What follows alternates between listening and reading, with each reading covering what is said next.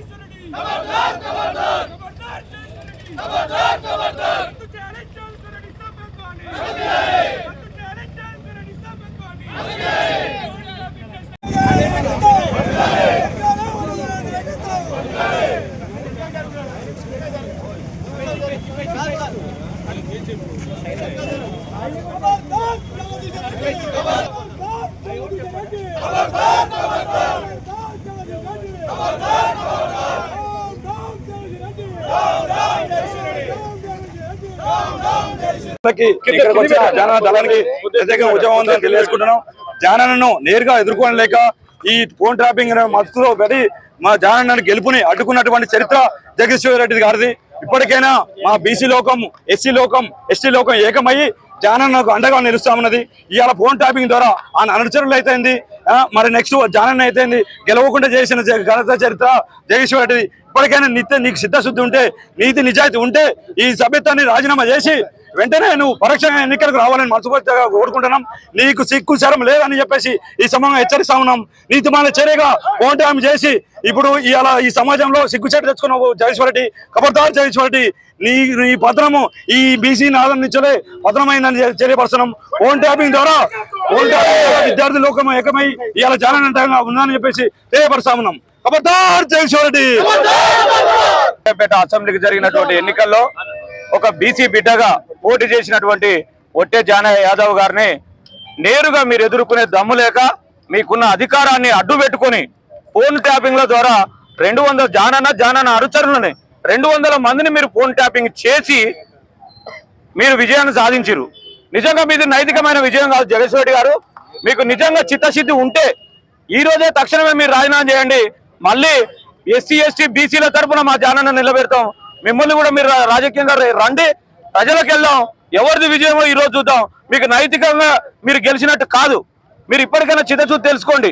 మీ ప్రభుత్వం అండతోటి మీరు చేసినటువంటి మోసాన్ని ఈ రోజు మేము ఖండిస్తున్నాం. తక్షణమే మీరు రాజీనామా చేయాలి. ఈ రోజు అధికారంలో ఉన్నటువంటి కాంగ్రెస్ ప్రభుత్వం కూడా చిత్తశుద్ధితో చేసి జగదీశ్వర రెడ్డి గారి సభ్యత్వాన్ని వెంటనే రాజీనామా చేయాలని డిమాండ్ చేస్తున్నాం.